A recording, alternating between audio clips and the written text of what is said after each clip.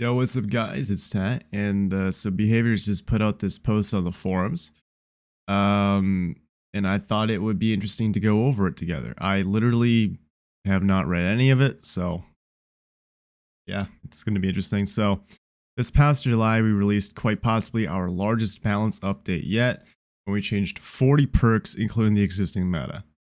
At the time, we briefly introduced and later re-debuted matchmaking incentives, which reward players for switching to whichever role is needed at the time.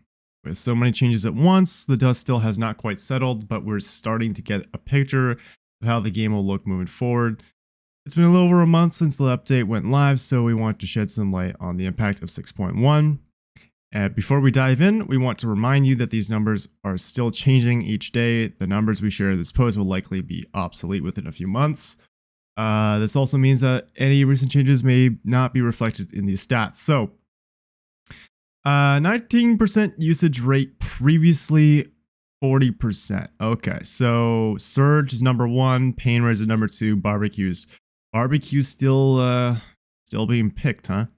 And the kill rate jumped, so it was 53% across the board. Now it's 61%. Okay. In Dead by Daylight, the killer should strike fear into the survivors. Part of this comes from being a big, scary-looking person or monster, while another part of this comes from their ability to kill you. Before 6.1, we found killers to be a little lacking. As a result, we introduced several changes to improve killer quality of life and make them more deadly. Beyond that, we made significant changes to many of the most and least used killer perks. The result of these changes, the average kill rate, percentage of all survivors killed in a match, rose by about 8%. This leaves killers on average within a range that we're comfortable with, making them deadly but not oppressive. I wonder how much of this has to do with survivors just giving up and killing themselves on hook. Like, people are doing that against Legion. So, I'm not sure if I can just blindly trust the stats. No one ever should, to be completely honest, but it is interesting to think about. More significantly, the variety of the perks being used saw huge improvements. Yes, absolutely. The previously most used perk, Barbecue and Chili, went from being used in 40% of games to 17% of games. Damn. Surge, meanwhile, climbed from 13% to 19%.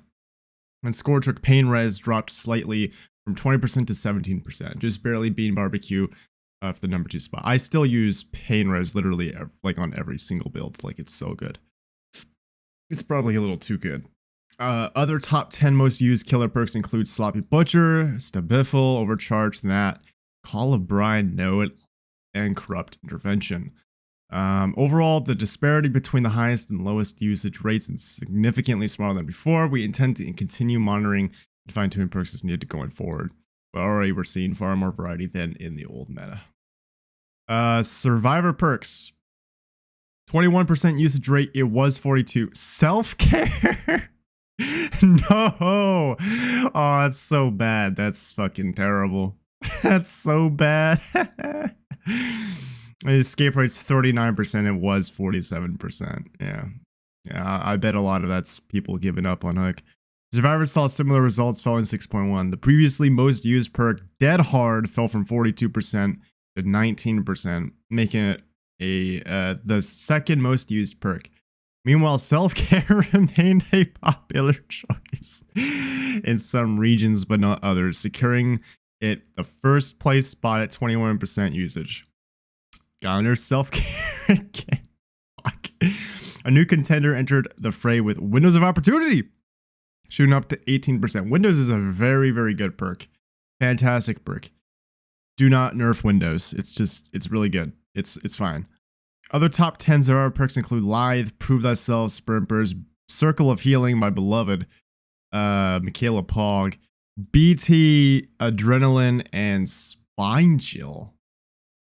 Much like killers, the gap between the most and least used perks is much smaller than before, leading to a wider variety of perks used each match. Average queue time, 59 seconds, was 91. That's cap. Average killer wait time on chapter launch day, up to 240 seconds faster compared to no matchmaking incentives. Average survivor wait time on chapter launch day was 40 seconds faster compared to no matchmaking incentives.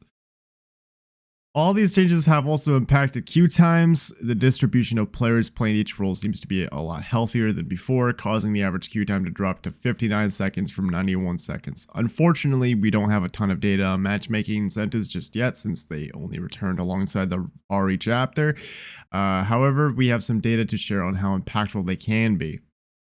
When a new chapter launches, we typically see more people trying to play the new killer than the new survivors. Naturally, this causes killer queue times to skyrocket, as there simply is not enough survivors to go around. Yeah.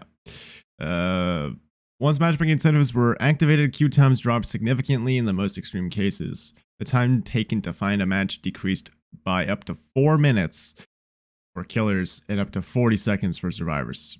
We'll be watching closely over the coming weeks to see how matchmaking incentives affect matchmaking, but early signs suggest that they are very effective when they are needed most. That's good.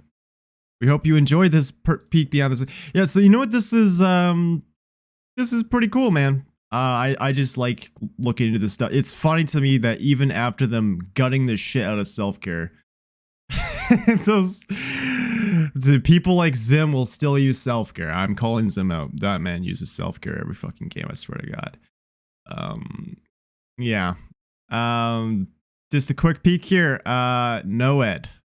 Yeah, the reason it's being used still is because you nerfed it. It's still really stupid, so change the perk properly. Other than that, this is cool to look into. And before I end the video, I am of course wearing a fantastic GG Catface hoodie. You can go get yourself on my own merch in the merch shop. You can find a link in the description or the card up top. Anyway, guys, I will link this post in the description. Pretty cool read.